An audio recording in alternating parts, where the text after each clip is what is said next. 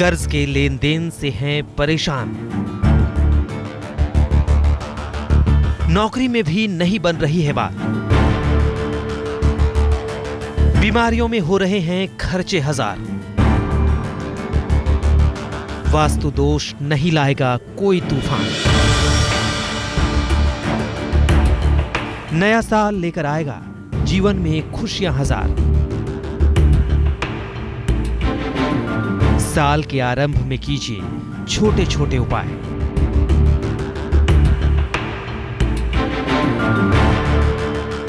दो 2015 में वास्तु दोष को दूर भगाएं।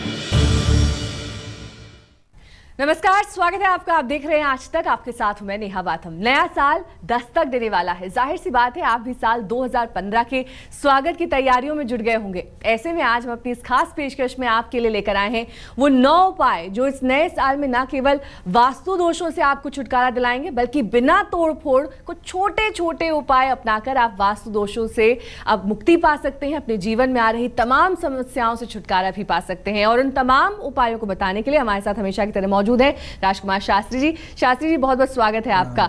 तो चलिए सबसे पहले शास्त्री जी से जानते हैं कि नए साल में सबको धन मिले, घर में बरकत हो, इसके लिए वास्तु संबंधी क्या उपाय करें। शास्त्री जी, सबसे पहले बताइए कि धन प्राप्ति जिसकी सबको इच्छा होती है, क्योंकि धन एक ऐसी चीज है जिसकी आवश्यकता हर किसी के जीवन में है, तो धन प्राप्ति के कौन से वो उपाय हैं नए साल में जो अपनाना चाहिए ताकि घर में बरकत हो। देखिए, सबसे पहले आप ये समझ लें कि वास्तु पुरुष क्या होता है। वास्तु से कहते हैं जो घर में रहने वाला देवता होता है। वास्तु एक देवता का नाम है। क्षेत्रपाल उसे कहते हैं जो व्यापार स्थल का देवता है। तो सबसे पहले मैं बताऊंगा कि यदि शयन कक्ष में पलंग के सामने बल्ब लगा हुआ है या फिर इसके अलावा ईशान कोण पर अगर कोई भारी सामान आपके घर में रखा हुआ है या रसोई कक्ष में पूजा का स्थान होने पर धन प्राप्ति में अनेकों प्रकार की अड़चनें आती हैं। अगर ऐसा है तो आप क्या करें, नए साल के पहले दिन शयन कक्ष में फूलों का गुलदस्ता रखें। शयन कक्ष में दर्पण रखने से परहेज करें। अगर ऐसा है तो दर्पण को पर्दे से ढक दें। साल के पहले दिन पूर्व दिशा की दीवार पर अब एक घड़ी लगा दें। हमेशा ही घड़ी पूर्व दिशा पर लगानी चाहिए। अगर दुकान है तो साल के पहले दिन खाली ना रहने दें, उसको पूरी तरह से भर दें, क्योंकि खाली दुकान हमेशा नुकसान करती है। कार्य स्थल पर एक पात्र में काली मिट्टी भर करके रख दें और नारायण कवच का पाठ प्रतिदिन करें। यह आपके लिए प्रतिदिन के लिए है। पूजा में लाल आसन का प्रयोग करें और तिल के तेल का दीपक जलाएं। अगर आप ऐसा करते हैं तो धन धान्य की संपन्नता 2015 में आपके घर में अवश्य आएगी। और अगर विवाह संबंधी समस्याएं हो तो वो कैसे उससे छुटकारा मिलेगा? विवाह संबंधी समस्या को दूर करने के लिए हमारे वास्तु शास्त्र में नए वर्ष में आपको क्या करना है मैं आपको ये बताता हूं।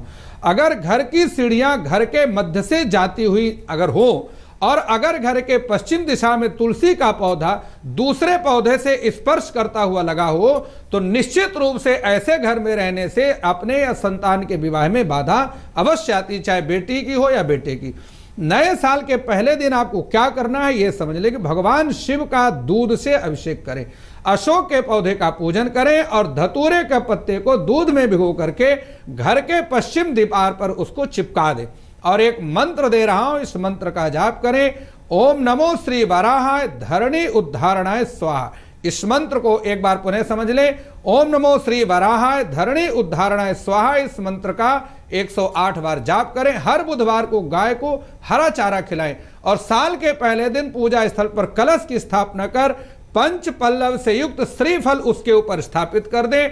और ये एक बात बताऊं, शुक्ल पक्ष में जब हस्त नक्षत्र आए तो ईशान कोण में अनार का पौधा लगा दें अपने घर के ईशान कोण में। अगर विवाह आर्थिक कारणों से रुक रहा है तो आपकी समस्या दूर हो जाएगी। आपका या आपकी संतान के विवाह की सारी समस्या दूर होगी और विवाह सुखमय हो जाएगा। और अगर सुखी दाम्पत्य जीवन जिसका भी आप जिक्र भी कर रहे हैं वो चाहते हैं नए साल में, तो कैसे उपाय करें? देखिए, सुखी दाम्पत्य जीवन बहुत आवश्यक है। वह घर क्या जिसमें दाम्पत्य जीवन सुखमय ना हो। उसके लिए आपके घर में क्या दोष है जिस कारण से आपके घर में परेशानी। यदि घर का मुख पश्चिम दिशा में है या घर पर आम पीपल बरगद के पेड़ की छाया प्रातः काल सूर्योदय के 52 घटित अगर उसके बीच में पड़ती है तो इस कारण से दाम्पत्य जीवन परेशानी में आ जाता है।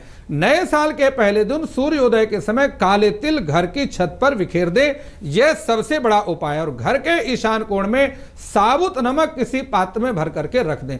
महीने के आखिरी तारीख को इस जल को लेकर के गऊ को डालें या बहते जल में प्रवाहित कर दें। प्रक्रिया पूरे साल करें, 12 महीने ये आपको करना है। साल के पहले दिन पत्नी के दोनों हाथों की छाप घर के मुख्य प्रवेश द्वार पर हल्दी से लगा दें। और अथर्ववेद में वर्णित है एक पावमान सूक्त, इसका पाठ अगर आप प्रतिदिन करेंगे और एक मंत्र दे रहा हूं, इस मंत्र का आप जाप करेंगे, ओम गृह रविभ्यो नमः मंत्र का लाल चंदन की माला से जाप करें और पूजा में हल्के पीले रंग के आसन का प्रयोग करें। निश्चित रूप से आपका दाम्पत्य बिल्कुल सुखमय हो जाएगा। चलिए, और जो लोग संतान से वंचित हैं, यानी कि अगर संतान सुख की प्राप्ति करनी हो तब कौन से उपाय करें? देखिए, संतान सुख की जहां हम बात करते हैं, संतान होने में समस्या है या संतान है तो योग्य नहीं है या शरीर से स्वस्थ नहीं, इन सारी समस्याओं का समाधान आपको मैं बताता हूं। ऐसा क्यों होता है कि घर के ब्रह्म स्थान में अगर आपका सामान रखा हो, हमेशा इस ब्रह्म स्थान को खाली रखना चाहिए। या फिर दूसरा कारण हो सकता है कि आपके घर में दैवी दोष हो, तो इसके लिए आपको क्या करना है कि नए साल के पहले दिन नैऋत्य कोण में स्वस्तिक का निशान बना दें और वायव्य कोण में श्री हनुमान जी का चित्र लगा दें। इसी प्रकार ईशान कोण पर शिव जी का चित्र लगाएं, एक ध्वजा लगाएं और बैल का चित्र लगा दें और ओम नमो नारायणाय इस मंत्र का 10 माला जाप करें। अखंड दीपक जलाएं। जाप में ये ध्यान रखें कि कुशा का आसन अगर आप प्रयोग करेंगे तो अधिक शक्तिशाली प्रभावशाली रहता है। तुलसी की माला का प्रयोग करें जाप में और हर महीने के प्रथम दिन उपवास करें। इस बात को आप ध्यान रखें। नमक के सेवन से आपको परहेज करना है और पूजा के बाद चने की दाल, केसर और गुड़ इन वस्तुओं को दान करना है। अगर आप इतना प्रयोग करेंगे निश्चित रूप से इस उपाय से आपको संतान सुख की निश्चित रूप से प्राप्ति होगी। अगर पितृदोष का निवारण चाहते हैं तो ऐसे में कौन से वास्तु दोष जो है हमारे घर में अगर हैं उन्हें दूर कर सकते हैं? जी देखिए, पितृदोष की जहां हम बात करते हैं, पितृदोष एक बहुत बड़ा दोष होता है। चाहे आप हस्तरेखाओं में देखें, जन्म पत्रिका में देखें या अपने वास्तु दोष के कारण भी पितृदोष होता है। यदि आपका घर टी पॉइंट पर बना हुआ है या दक्षिण मुखी बना हुआ है तो इस वास्तु दोष के कारण घर में नजर का दोष, पितृदोष, ये सारी समस्याएं रहती हैं। संतान संबंधी समस्या, परिवार में सुख शांति की कमी और विचारों में मतभेद रहता है। आपको नए वर्ष में क्या करना है इस बात को समझ लें कि नए साल में प्रत्येक अमावस्या पर पूरे घर की सफाई करें और ओम गृह पितृ देवताभ्यो नमः, ओम गृह पितृ देवताभ्यो नमः इस मंत्र का 108 बार जाप करें। घर के आंगन का कुछ भाग कच्चा रहने दें तो पितृदोष नहीं होगा। और किसी ब्राह्मण दंपति को भोजन कराएं। सुबह उठकर दरवाजे के बाहर 1 गिलास पानी लेकर के और दरवाजे के सामने जो कच्ची मिट्टी है, सड़क है, वहां पर छिड़क दें। घर में प्रतिदिन कपूर, गूगल और लोहबान का धुआं करें और घर के बैठक के कमरे में मिट्टी या पत्थर का बंदर लगा दें, रख दे सजा करके। घर में नमक के पानी से पोछा लगाएं। निश्चित रूप से आपके घर का पितृदोष बिना किसी पूजा पाठ उपाय के शांत हो जाएगा। घर में धन धान की वृद्धि होगी, संतान का सुख प्राप्त भी होगा। संतान सुख प्राप्ति हो, पितृदोष का निवारण हो, तमाम उपाय यहाँ पर शास्त्री जी आपको बता रहे हैं। ब्रेक के बाद जब हम वापस लौटेंगे तो बात करेंगे रोगों के नाश की, लेकिन वक्त एक ब्रेक का हो चला है। फिर आप सभी का स्वागत। 2015 आपके लिए शुभ हो और इसकी शुरुआत आपके लिए बेहद अच्छी हो, यही मनोकामना है हमारी। और शास्त्री जी आपको बता रहे हैं कि कैसे आप कुछ वास्तु दोष के छोटे छोटे उपाय अपनाकर अपने जीवन में बदलाव ला सकते हैं। रोग नाश की अब बात कर लेते हैं शास्त्री जी, किस तरह के उपाय इसके लिए करें?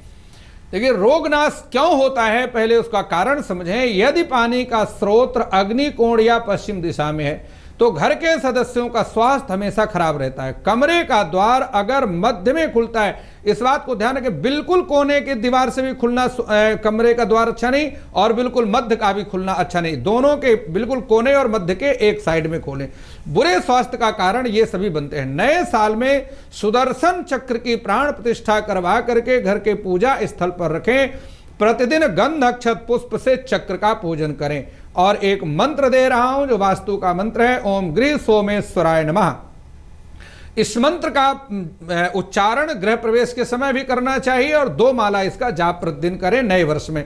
तिल जौ चावल बेल फल से मिला करके हवन करें और जाप में सफेद आसन का प्रयोग करें, माला में मोती की माला का प्रयोग करें। घर के वास्तु दोष को दूर करने हेतु चांदी की तार मुख्य द्वार दरवाजे पर और चौखट के नीचे पूरे उसमें बांध दीजिए। अगर रसोई घर पश्चिम में दक्षिण मुख है तो गृहिणी का स्वास्थ्य हमेशा खराब रहता है, दमा की बीमारी, सांस की बीमारी रहती है। संभव हो सके तो रसोई को अग्निकोण पर रखें या फिर साबुत धनिया की पोटली बांध करके सफेद कपड़े में उसको रसोई के अग्निकोण में टांग दें। घर में भोजन बनाने के बाद चूल्हे के अग्नि को दूध से ठंडा करें। अगर आप इतना करेंगे तो निश्चित रूप से इस दोष से आपको छुटकारा मिलेगा। और अगर विद्यार्थियों की बात करें, विद्या में अगर सफलता पाना चाहते हैं और पढ़ाई में अग्रणी होना चाहते हैं, तब क्या करें? जी देखिए, विद्याधनम सर्वधनम प्रधानम, विद्याधन सभी धर्मों में श्रेष्ठ है, इसलिए सभी धनों में विद्याधन को संग्रह करना चाहिए। पढ़ाई का टेबल अगर दरवाजे के बिल्कुल सामने होगा तो निश्चित रूप से विद्यार्थी का पढ़ने में मन नहीं लगेगा। यदि मुख्य द्वार के सामने कोई वृक्ष पौधा लगा हुआ है, वृक्ष लगाए, पौधा लगाए, तो भी विद्या में बहुत मेहनत करने के बाद भी स्मरण शक्ति कम रहती, याद नहीं रहता। आपको क्या करना है नए वर्ष में, इसका उपाय समझें। नए वर्ष के दिन घर की छत पर झालर युक्त एक झंडा लगा दीजिए, दोष दूर हो जाएगा। और एक मंत्र है ओम गृह बुधाय नमः, इस मंत्र की एक माला का जाप करें। मंत्र का जाप करते हुए हरे रंग को वस्त्र का धारण करें और हरे रंग के आसन का प्रयोग करें। जल में 100 ग्राम दूध और हल्दी मिला करके अगर आप स्नान करेंगे तो दोष, वास्तु दोष दूर होता है। तांबे के पात्र में गुड़ गेहूं भर करके संकल्प करें और किसी ब्राह्मण को दक्षिणा के साथ दान करें। साबुत मूंग, धान, गेहूं, काली सरसों, जौ, काले तिल, ज्वार लें और इस सब संपूर्ण सामग्री को सफेद वस्त्र में बांधकर अध्ययन कक्ष के दक्षिण दिशा में एक कील पर टांग दीजिए। विद्या में सफलता मिलेगी, पढ़ाई में मन लगेगा। चलिए, तो बात हो गई विद्या की, लेकिन अगर कार्य क्षेत्र में उन्नति और सफलता चाहिए हो तब क्या उपाय करें? कार्य क्षेत्र में उन्नति और सफलता के लिए यदि घर के ईशान कोण में बाथरूम बना हुआ है या अगर आपने वहां पर स्टोर रूम बनाया हुआ तो निश्चित रूप से वास्तु दोष का यही कारण है, क्योंकि ईशाने देवता ग्रहम, वृहद वास्तुमाला में लिखा है कि ईशान कोण में देवग्रह बनाना चाहिए, पैसे की तंगी रहेगी। कार्य क्षेत्र में उन्नति है तो नए साल में मूंगा धारण करें और हर मंगलवार को मसूर की दाल का दान करें। एक मंत्र दे रहा, ओम गृहम मंगलम नमो नमः। ओम गृहम मंगलम नमो नमः, इस मंत्र का 108 बार मूंगा की माला में जाप करें। पूजा में लाल रंग के आसन का प्रयोग बेहद शुभ होता है। अशोक के पेड़ की जड़ का टुकड़ा या जड़ लेकर के अपने पूजा स्थल में रख दें और गंधाक्षत पुष्प से उसका प्रतिदिन पूजन करें। सूर्यास्त के समय आधा किलो कच्चे दूध में 9 बूंद शहद डाल करके पूरे घर में उसका छिड़काव करें। 9 गोमती चक्र लेकर के हल्दी की गांठें लें, हल्दी पीले वस्त्र में बांध करके धन रखने के स्थान पर रख दें। पूरे वर्ष आपके घर में कभी धन की कमी नहीं आएगी, कितना भी आप खर्चेंगे भंडार खाली होगा नहीं। सभी का स्वागत है। हम बात कर रहे हैं 2015 की, कैसे होगा आपका भाग्योदय इस साल में, बता रहेंगे शास्त्री जी। शास्त्री जी, इस साल में भाग्योदय कैसे हो हमारे दर्शकों का, ये बताइए। जी देखिए, अगर आपने नया मकान बनाया है या पुराना मकान, अगर आप उस मकान में रहते हैं और फिर भी आपका भाग्योदय नहीं हो रहा तो निश्चित रूप से आप समझें उसका कारण यह है कि आपका जो मकान वो टेढ़ा मेढ़ा प्लॉट में बना हुआ है। भाग्योदय में ऐसे मकान में निश्चित रूप से बाधा आती, मेहनत करने के बाद भी बहुत सफलता प्राप्त नहीं होती। तो आपको नए वर्ष में क्या करना है उसके लिए मैं आपको बताता हूं। पीले रंग के पर्दे अपने घर में लगाएं, हल्दी का घोल बना करके पूरे घर में उसका छिड़काव करें और ओम कूम कुर्माय नमः इस मंत्र का 18,000 बार जाप करें। पूरे परिवार के साथ मिलकर के करें और किसी कमरे में जो है अगले दिन किसी कमरे में 4 घड़े में पानी लेकर के और चारों घड़ों को कमरे में रख दें भर कर, और प्रातः काल दूसरे दिन देखें जिस कमरे का पानी कम हो गया है उस घड़े का पानी तुलसी के पौधे में डाल दें और उसमें अनाज भर करके रखें और उस अनाज का प्रतिदिन पूजन करें गंध धूप दीप आदि से।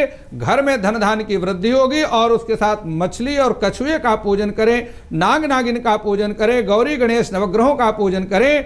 और निश्चित रूप से और एक आपको उपाय बताता हूं, अपने घर से लेकर के कुछ मिठाई पक्षियों को, चिड़ियों को डालें, इससे आपका भाग्योदय होगा और घर की सारी समस्याएं दूर हो जाएंगी। 2015 में इस तरह से आपका भाग्योदय हो सकता है, बता रहे थे शास्त्री जी। बहुत बहुत धन्यवाद आपका शास्त्री जी। तो 2015 आपके लिए बेहद खुशियों भरा साल हो, यही हमारी मनोकामना है। आप देखते रहिए आज तक।